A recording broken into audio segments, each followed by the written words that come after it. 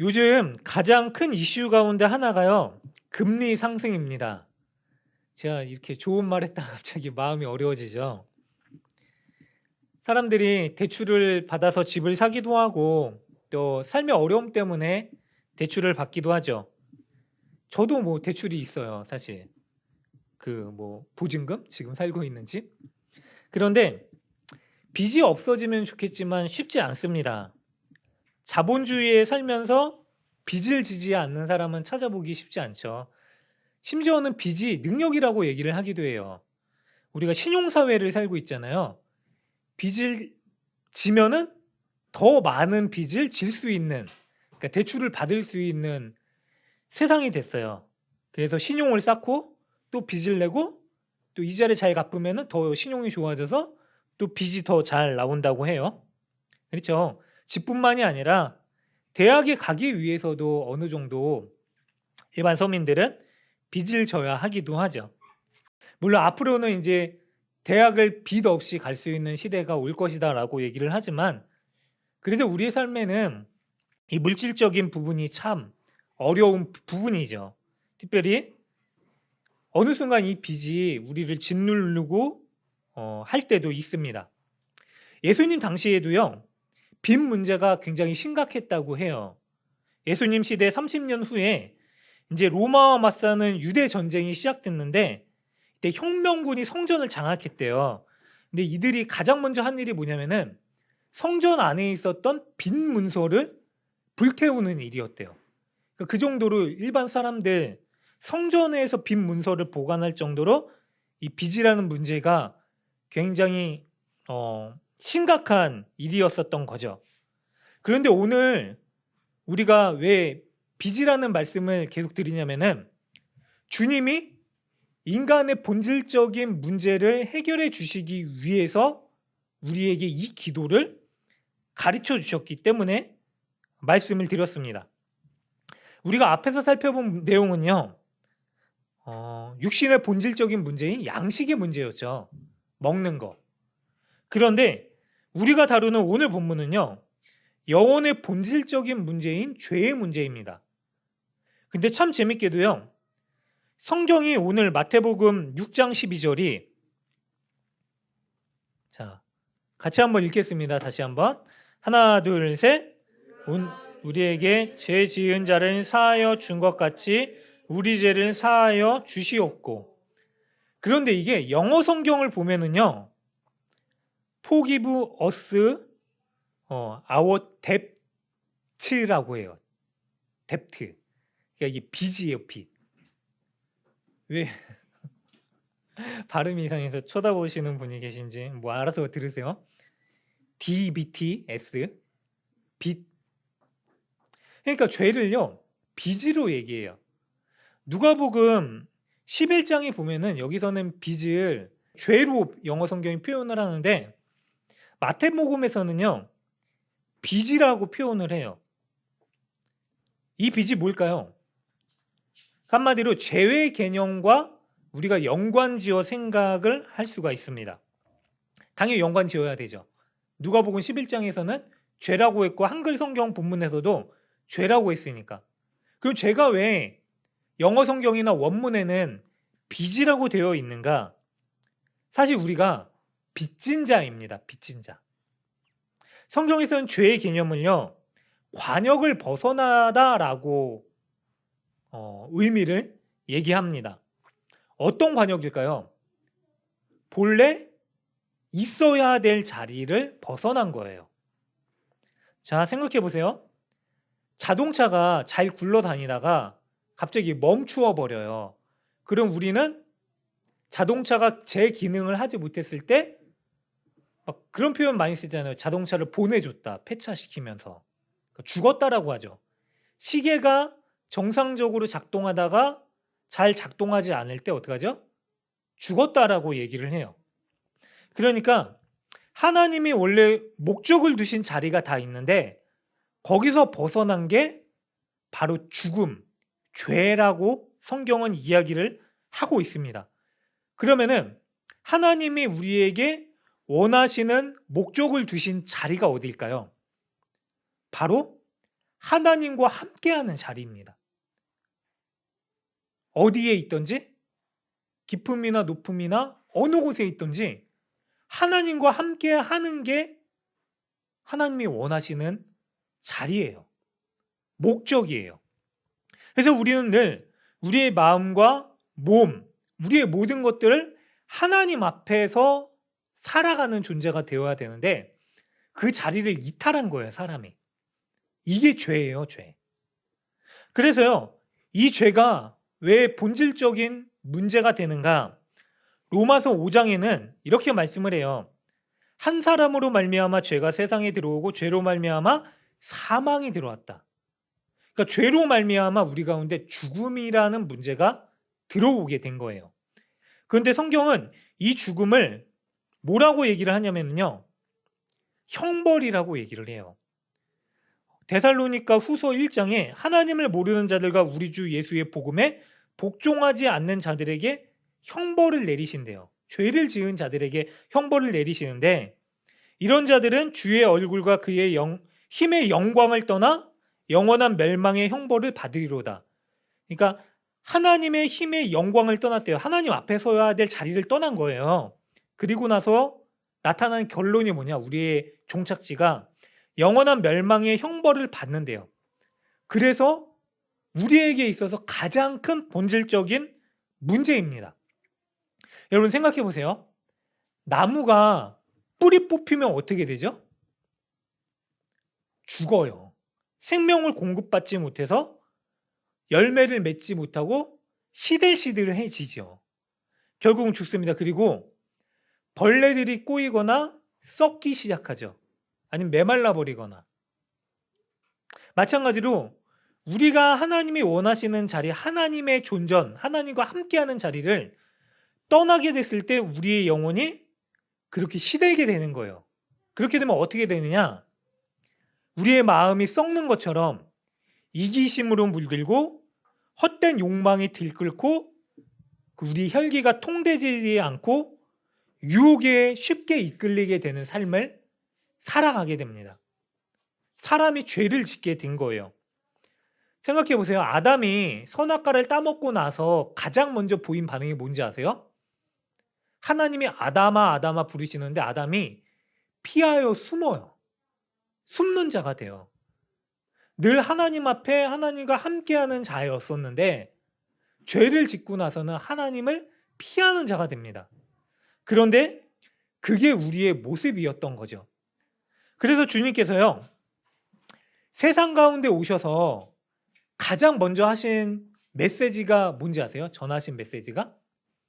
뭘까요? 회개하라예요. 회개하라. 천국이 가까이 왔다. 회개하라. 가장 먼저 전하신 말씀이. 회개가 뭘까요? 회개는 단순히 지은 죄를 짓지 않기 위해서 노력하는 것이기도 하지만은요, 바로 하나님께로 돌이키는 거예요. 회개가. 주님이 그런 말씀을 하신 거죠. 회개하라. 하나님께로 돌이켜라. 다시 너희들이 있어야 할 자리에 서 있어라. 그럼 어떻게 되는지 아세요?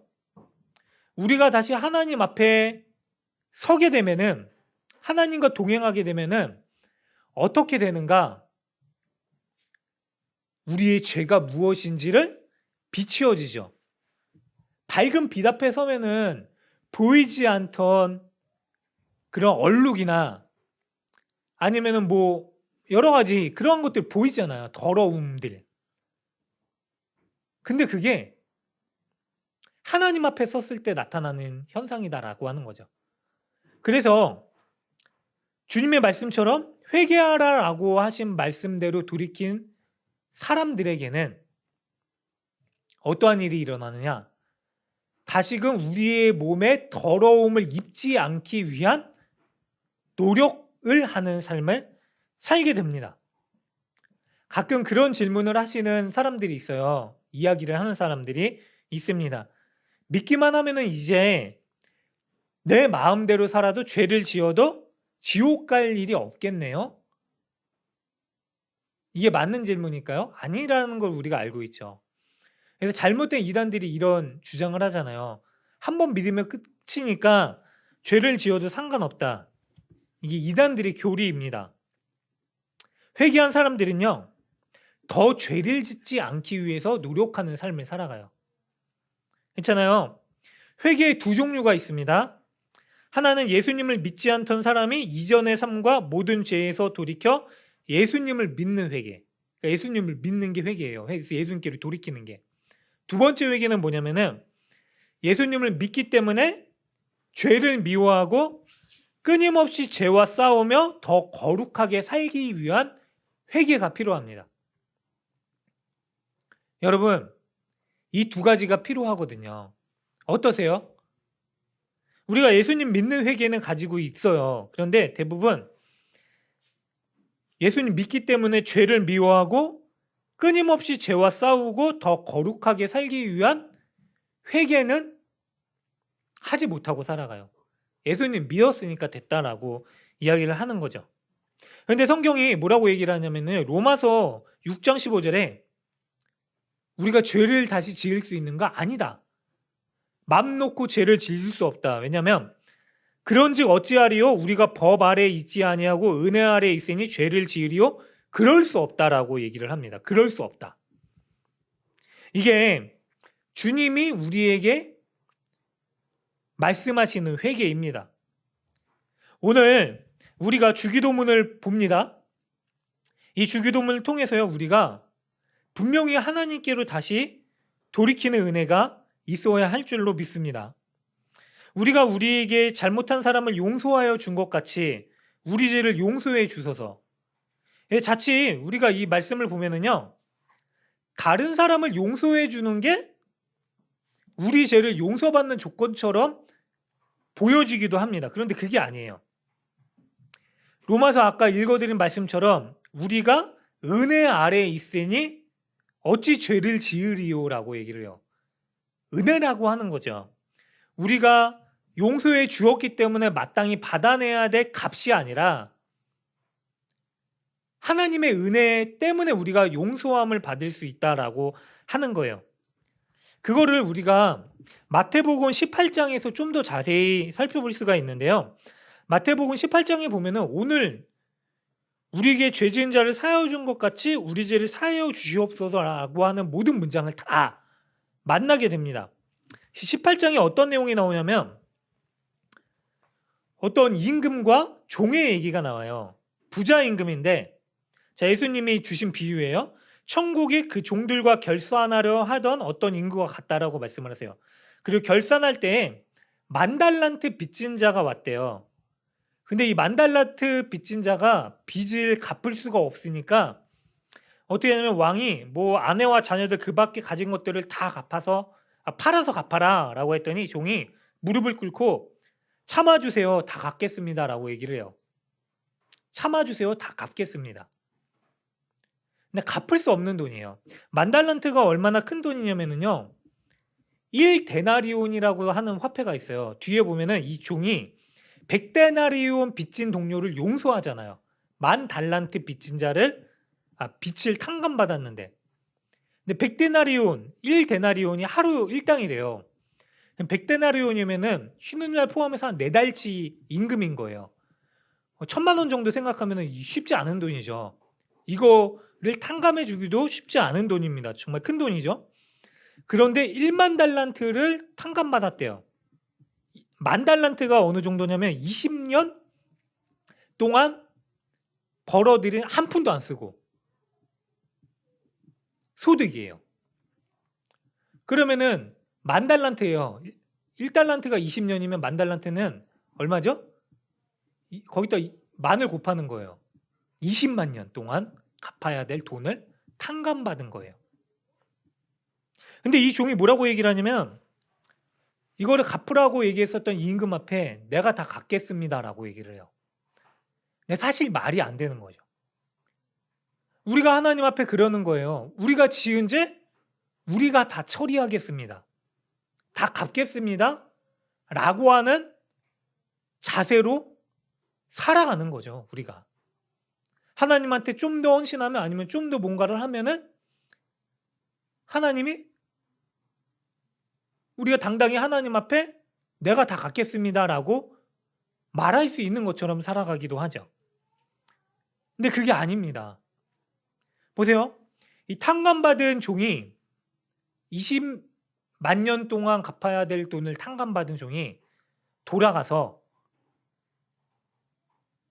100데나리온 빚진 동료를 감옥에 집어넣어요. 결국 어떻게 되느냐? 다시 이 종이 임금 앞에 불려 들어가서 감옥에 갇히게 되죠. 그러면서 마태복음 18장 35절에 너희가 각각 마음으로부터 형제를 용서하지 아니하면 나의 하늘아버지께서도 너희에게 이와 같이 하시리라 라고 말씀을 하세요. 그러면 우리가 이것을 주기도문과 같이 어떻게 생각을 해야 될까요? 자, 20만 년 어치의 금액은 임금에게 있어서도 타격을 입힐 수 있는 비용이에요.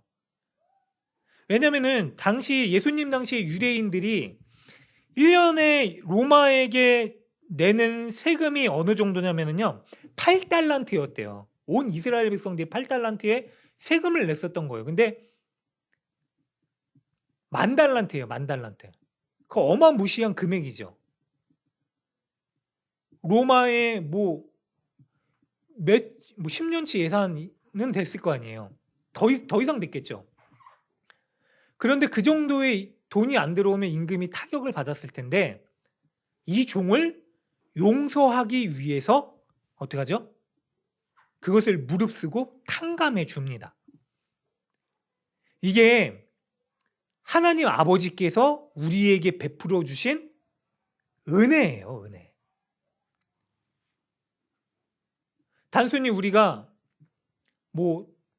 탕감 받았으니까 또 탕감해 줘야 된다라는 게 아니라 하나님께서 어떠한 희생을 무릅쓰고 우리를 용서하여 주셨는지를 보여주는 본문이에요. 이스라엘 백성들에게 하나님께서 요구하시는 정말 특징적인 게 있는데 그게 뭐냐면은 희년이라는 제도입니다. 77에 49년을 지나고 나서 마지막 50년째에 대속제일 이 희년이라는 제도를 만들어 주셨는데 이 50년째가 되면 희년이 되면은 그동안 빚진 자들의 빚을 다 탕감하여 주고 받아내지 말 것이며 땅을 저당 잡혔다면 본래 주인에게 돌려주고 돈이 없어서 스스로 종이 되었다면은 종 되었었던 노비들을 자기에게 자유롭게 할 수 있는 자유인으로 풀어주라라고 하는 제도예요. 그러니까 모든 사람들이 다 자유롭게 살 수 있도록 하는 것. 근데 이것을 우리 가운데 하나님께서 궁극적으로 어떻게 이루어 주셨죠? 바로 우리의 죄값을 탕감하여 주시기 위해서 성경에서는 속량이라고 표현을 하는데 예수를 보내주셔서 속량해 주셨죠. 속량은 뭐냐면요. 생명의 값을 대신 치르는 거예요. 죄의 값을. 어떻게 하죠? 로마서에 보면 죄의 값은 사망인데 예수님께서 오셔서 그 죄의 값을 자신의 생명으로 대신 치루어 주신 사건. 그게 바로 십자가의 사건이죠. 그래서 신약 성경 보면은요. 갈라디아서 3장에 그리스도께서 우리를 위하여 저주받은 바 되사 율법의 저수에서 우리를 속량하셨으니 기록된 바 나무에 달린 자마다 저주 아래 있는 자라 하였습니다. 그러니까 우리를 율법의 저주에서 속량하여 주시기 위해서 주님이 죽으셨대요. 십자가에 달려서. 모든 저주를 입으시고. 왜 율법의 저주일까요? 율법은 우리로 하여금 생각나게 하는 게 그겁니다. 우리가 율법을 지키면 하나님께서 우리에게 마땅한 어떻게 하죠? 값을 치루어 주실 것이다 라고 하는 거. 그래서 사람들이요. 우리가 더 열심히 하면은 하나님께서 우리에게 무엇을 주실 것이다 라고 하는 생각으로 살아가죠. 구원도 그렇게 생각을 해요. 근데 하나님께서 우리에게 주신 구원, 우리의 죄를 사하여 주신 것은 그게 아니다라고 하는 거죠. 하나님이 값을 다 치르시고 그의 아들 예수를 보내주셔서 우리가 마땅히 치루어야 될 빚진 자잖아요. 하나님 앞에 죄 지었기 때문에 우리의 생명으로 그 값을 치러야 되는 빚진 자임에도 불구하고 그 빚을 다 탕감해 주셨죠. 그래서 우리는요, 하나님 앞에 이루 말할 수 없는 은혜를 입은 자들입니다. 사랑하는 여러분, 그 은혜로 우리는 살아가는 자들이에요. 여러분 믿으십니까? 예수의 은혜로 우리가 죄사함 받은 자들입니다. 그걸 고백하는 자들이잖아요. 그래서 우리는 어떻게 살아가야 되죠? 예수를 주라고 부르는 사람이에요. 주님, 주인님이에요. 주인님. 생각해 보세요. 만약에 제가 제 제자가 회사를 다니면서 과일 박스를 하나 보내줘요. 저는 감사히 먹을 거예요. 저를 위해서요, 시골에 집을 한 채 지어줘요. 정말 고맙게 생각할 겁니다. 평생을. 그런데 그 제자를 향해서 주님이라고 부르진 않을 거예요. 우리가 왜 주님을, 예수를 주님이라고 부릅니까? 도저히 우리가 치를 수 없는 죄의 빚을 대신 치루어 주신 분이기 때문에 그렇다라고 하는 거잖아요. 게다가 그 일로 인하여서 우리는 하나님의 아들이라고 하는 자격도 얻었습니다. 말도 안 되는 은혜죠, 사실. 생각해 보세요. 내 아들을 죽인 자를 용서하고 어떻게 나의 자녀로 받아들일 수 있겠습니까? 물론 한국 기독교 역사 가운데 손양원 목사님은요, 그 일을 하셨어요. 왜요? 예수님께 사로잡힌 사람이었기 때문에 그리할 수 있었던 것이죠. 근데 주님께서요, 우리에게도 그걸로 요구하세요. 우리가 우리에게 죄 지은 자를 사하여 준 것 같이 우리 죄를 사하여 주시옵고, 다시 말씀드리지만 이 본문이 우리가 죄를 사하여 주었기 때문에 죄 사함을 받는 게 아니에요. 우리는 마땅히 죄를 사하여 주어야 되는 사람들입니다. 근데 주님께서 그걸 요구하고 계시거든요. 그러면은 여러분, 이 구절을 우리가 어떻게 적용해야 될까요? 적용할 수 있으세요? 우리에게 정말로 못되게 한 악한 죄를 저지른 그 사람 용서할 수 있으세요? 가장 먼저 우리가 이 구절을 어떻게 적용해야 되냐면요, 먼저 우리가 용서를 구하는 것으로 적용을 해야 됩니다. 내가 용서를 받아내야 될 사람들을 향해서, 내가 용서를 주어야 될 사람들을 향해서가 아니라 내가 먼저 용서를 구해야 될 사람들. 살다 보면은 우리의 그런 일이 사실 많이 있거든요. 근데 우리가 잊어버려요. 내가 용서를 구해야 될 사람들. 그런데 우리는 용서해야 될 대상은 잊지 못해요. 근데 나 또한 그런 존재라고 하는 거죠. 예수님의 구원의 은혜로 내가 용서함을 받았어요. 그래서 우리는요, 용서를 구하는 자가 되어야 돼요. 그게 우리에게 우리가 죄를 지은 자를 용서한 것 같이를 가장 먼저 이루는 방법입니다. 여러분, 우리가 용서를 구해야 될 대상이 누가 있을까요? 가장 가까운 대상부터 시작해야 되겠죠. 가족에게, 그리고 가장 가까이 일하는 사람들에게, 멀리 떨어져 있는 누군가에게, 그동안 잊고 있었던 사람들, 용서를 구하는 사람들이 되어야 되죠. 그리고 나서 또 어떻게 해야 되는가? 용서하는 사람이 되어야 됩니다. 사실 쉽지 않아요. 용서를 강요할 수 없어요. 근데 용서하라고 주님께서 말씀하세요. 저도 가만히 제 마음을 들여다보면은요, 목회를 하면서도 저한테 상처를 준 사람들 많이 있거든요. 정말 힘든 사람들. 왜 그랬을까? 근데 이 문제를 어떻게 풀어가냐면요, 그러면 나는 어떤 사람인가를 생각해요. 나는 어떤 사람인가? 정말로 더한 일로 하나님의 마음을 아프게 하고 더한 잘못을 저지르고 끔찍한 죄를 저지르고 살았었던 나인데 마음속으로든 뭐 행동으로든 얼마나 많은 죄를 지으며 살아왔습니까 우리가. 그런데 그런 내가 하나님 앞에 받아들여질 수 있는 자가 됐다? 그러면서 그 사람을 생각합니다. 우리는 절대로 용서할 수 없는 사람이에요.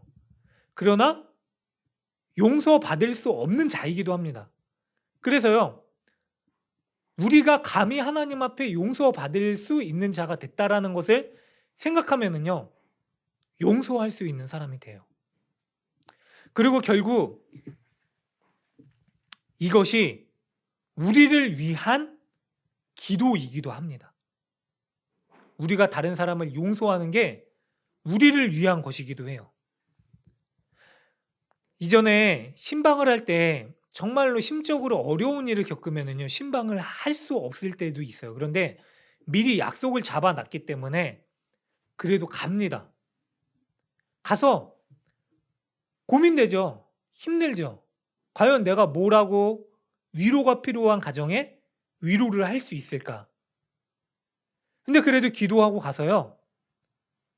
그래도 그냥 다른 거 안 하고 하나님이 주신 말씀을 전해요.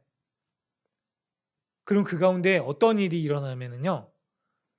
하나님께서 주신 그 말씀을 통해서 그 성도님을 위로할 뿐만 아니라 말씀을 받은 성도님을 통해서 제가 위로가 되는 은혜를 경험해요. 우리가 누군가를 용서하는 게 정말로 쉽지 않은 일이지만은요. 결국 그 일이 우리를 위해서 가장 좋은 일이기도 합니다. 참 재밌게도요. 요한복음 3장에 보면은요. 예수님이 부활하신 제자들에게 나타나셔서 세 가지 말씀을 하세요. 요한복음 20장 19절을 보면은 너희에게 평화가 있을 거다, 있기를 샬롬이라는 인사를 하세요. 그러니까 예수님이 제자들이 다 숨어 있었거든요. 그때 당시에 잡혀가지 않기 위해서 숨어 있었던 거예요. 그 예수님 부활하시고 나서 그들에게 찾아가셔서 두려워 떨던 그들에게 평화가 있을 거다라고 말씀을 하세요. 그리고 두 번째로 성령 받아라. 근데 세 번째로 뭐라고 말씀하시냐면 너희가 누구의 죄든지 용서해 주면 그 죄가 용서될 것이요 용서해 주지 않으면 그대로 남아 있을 것이다 라고 말씀을 하세요. 왜 주님이 이런 말씀을 하셨는가? 용서하다라고 번역된 이 말이 원래 풀다라고 하는 말이에요. 매듭을 풀다. 그러니까 너희가 이제 매듭을 풀어가는 인생이 되어야 된다라고 말씀을 하세요. 왜냐하면 우리 인생이요. 죄로 인해서 끊임없이 꼬이고 꼬이는 인생이 된 거예요. 사람들과 얽혀가면서 꼬이고 꼬이는 인생이 돼요. 근데 그 매듭을 풀지 않아요, 우리는. 우리가 꼬이게 한 매듭을 풀지 않을 때가 많이 있다라고 하는 거죠. 근데 하나님의 예수님의 제자가 된 사람들을 향해서 이제 너희가 평화를 이루면서 살아갈 사람들이고 성령을 받고 해서 해야 될 일이 뭐냐면 죄의 매듭을 풀어가는 사람들이 되라라고 말씀을 하신 거예요. 왜 죄의 매듭을 풀어야 되는가? 죄는요, 그렇죠? 용서할 수 없게끔 만들어요. 누군가에게 우리가 분노를 품어요. 용서할 수 없는 대상들을 만납니다. 우리가 그런 대상이 되기도 하죠. 그럼 우리가 마음의 매듭을 만들게 돼요. 꽁꽁 묶어놔요. 절대로 용서할 수 없는 그 인간. 막 이런 마음, 분노가 생기죠. 근데 결국 그게 우리를 꽁꽁 동여매는 삶을 살게 해요. 분노로부터 헤어나오지 못하게 만드는 삶을 살게도 합니다. 결국 우리의 생각과 마음을 꽁꽁 동여매게 하는 거예요. 질식시키는 거예요. 그래서 사람들의 사이에서는 수많은 매듭이 존재한다라고 하는 거죠. 이전에 넬슨 만델라 남아공 대통령 이야기를 했었잖아요. 남아공이 굉장히 아름다운 곳이래요. 사시사철이 가을과 같은 날씨 좋은 거. 그러니까 우리는 아프리카 하면 되게 막 사막이 있고 막 정글이 우거지고 되게 힘든 동네라고 생각하는데 여기는 정말 살기 좋은 곳이래요. 캐나다 같은 곳? 캐나다보다 더 좋은 곳? 근데 이 남아공에 다이아몬드가 많이 생산됐잖아요. 그러니까 백인들이 막 압제를 하는 거예요. 막 죽이고 잔혹한 학살을 하고. 그래서 넬슨 만델라가 민주화 운동을 했던 거죠. 더 이상 핍박이 있을 수 없다. 우리에게도 자유를 달라 그랬는데 이것 때문에 27년 6개월 동안 감옥에 갇혀 있었대요. 반평생이에요. 그리고 나서 이 만델라가 27년을 감옥에 살다가 나왔대요. 근데 감옥에 있으면서 성경을 읽었는데 마음이 회심이 된 거예요. 회심하고 나와서 뭐라고 얘기를 하냐면은 사람들이 다 기다리고 있었던 거예요. 아프리카 사람들이. 만델라만 오면은 이제 이거 다 뒤집어 엎고 다시 우리에게 우리 흑인들을 위한 뭐 나라가 올 것이다. 이거를 기억하고 있었는데 사람들이 다 기대하고 있었겠죠. 그래서 만델라가 나와서 이제 뒤집어라 막 그러면은 난리가 났을 텐데 뭐라고 얘기하냐면 용서해야 정의가 옵니다. 용서 없이는 미래가 없습니다. 그러면서 용서를 선포하고 그 투투주교라고 하는 주교를 통해서 억울함을 당한 사람들, 가족들이 막 핍박당하고 살해당하고 이런 사람들에게 여러분들 용서합시다라고 했을 때 그 사람이 다 용서하기를 다짐합니다. 근데 용서로 그냥 끝나는 게 아니라 법 앞에 사람들을 세우고 잘못된 것을 바로 세우죠. 근데 석방후에 만델라가 뭐라고 얘기를 하냐면요.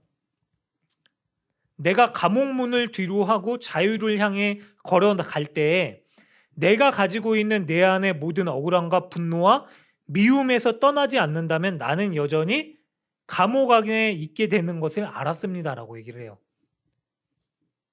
그러니까 내가 자유롭게 되어서도 내 안에 억울함과 분노와 미움이 떠나지 않는다면 그것을 사로잡히게 돼서 내 마음이 여전히 감옥에 있게 되는 것을 알아서 내가 용서를 했습니다. 라고 했다라고 하는 거예요. 막연한 용서가 아니에요. 그 사람들을 용서하되 그 사람들이 법 앞에 판결받아야 될 것을 응당하게 받게끔 했어요. 대신에 그 사람 미워하는 것을 용서하기로 했었던 거죠. 주님이 우리에게 요구하시는 게 바로 그겁니다. 여러분, 우리 하나님은요, 우리를 용서하셨어요. 우리가 어떤 사람이죠? 하나님의 용서를 받은 자들이에요. 그럼에도 불구하고 가장 큰 거 얻었음에도 불구하고 작은 거 주지 않음으로 인하여서 하나님을 원망하는 사람들이에요. 이거 주지 않아서 하나님 앞에 불평불만하는 사람들이잖아요. 근데 하나님은요, 그래도 우리를 사랑하세요. 그 용서를 이루기 위해서요, 하나님이신 그분께서 우리 가운데 내던져진 자가 되어셔서 죽임당하신 어린 양이 되셔서 우리의 죄를 용서하여 주셨죠. 그 놀라운 은혜를 입은 자예요. 그래서 우리는요, 용서할 수 있는 자가 된 거예요.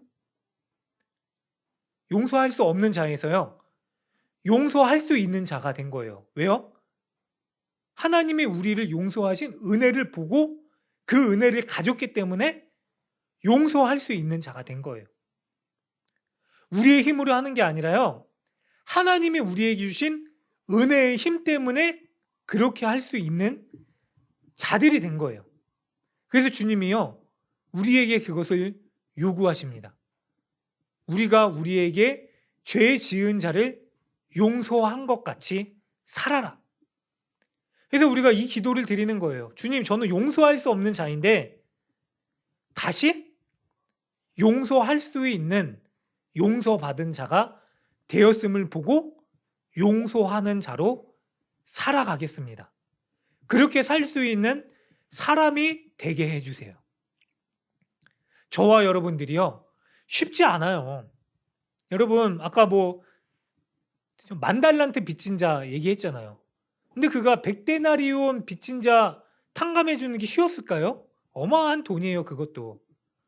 근데 왜요? 우리가 더 큰 것을 얻었기 때문에 그렇게 할 수 있다라고 주님이 말씀하신 거예요. 저와 여러분들이요. 그렇게 넉넉하고도 부유한 하나님의 은혜를 가지고 넉넉하고도 부유한 하나님의 마음으로 하나님의 용서를 이 땅 가운데 이루는 복된 삶이 되시길 주님의 이름으로 간절히 축원합니다. 이게 결국은 우리의 구원을 이루는 방법이에요. 몇 번 말씀드렸지만 예루살렘 성전이 무너진 이후에 주님이 성전되어 주셔서 우리의 성전의 기능을 어떻게 수행할 수 있게끔 하셨는가? 바로 내 이웃을 사랑하라. 내 이웃에게 지은 죄를 용서하여 준 것 같이 내가 너의 죄를 용서하여 주리라 라고 말씀하셨잖아요. 그래서 이 용서는요, 우리를 위해서 가장 근원적이고 필요한 우리가 행해야 될 일입니다. 그 은혜를 누리며 살아가는 저와 여러분들 되시길 간절히 소망합니다. 쉽지 않지만 구해야 돼요. 용서하는 마음을 주세요. 용서할 수 있게 해주세요. 그리고 제가 용서를 구할 수 있게 해주세요. 주님이 그리 하셨거든요.